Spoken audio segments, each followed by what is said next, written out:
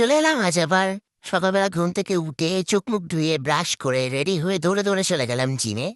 তারপর জিমে গিয়ে একটু হেঁটে নিলাম। হাঁটতে হাঁটতে পুরো ভিজে গেছিলাম। উফ, খুব গরম, আর নেওয়া যায় না। এত গরমের মতো ঢং করতে ছাড়িনি। ঢং করতে করতে একটু ভিডিও করে নিলাম।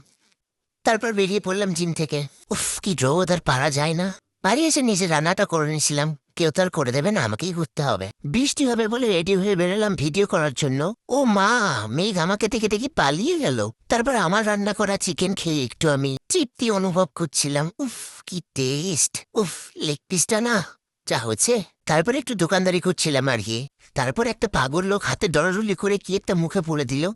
আমি চলে গেলাম আবার জিমে। গিয়ে দেখি ওখানে আনহাইজেনিক ব্যাপার বাবা। চারিদিকে শুধু ঘাম আর ঘাম। মানে ব্যায়াম করা যায় না এদের জন্য, এত ঘাম, এত নোংরা, একটু ঘামগুলো পরিষ্কারও করে না। আজ আমি ওয়ার্কআউট করেছি ব্যাকের। এটা ছিল বেন্ট ওয়ার। ওয়েটটা একটু ভারী ছিল। দুটো তিনটে মারার পরেই হাঁপিয়ে গেছিলাম। উফ, কি কষ্ট! কেন যে জিম টিম করছি। আবার বসে পড়লাম একটু টানাটানি করতে। ও সরি, সিটের রো মারতে।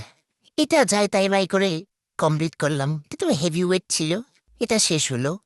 তারপর শুরু করলাম আবার একটা ভ্যারিয়েশন। এখানে দাঁড়াতে একটু ভয় ভয় লাগছিল, যদি পড়ে টরে যায় আর কি। তারপরে একটা হাতে ওয়েট নিয়ে শুরু করলাম মারা। এটাও ভয় ভয় করে শেষ করলাম। বেরিয়ে গেলাম জিম থেকে। আজকের মতো টাটা।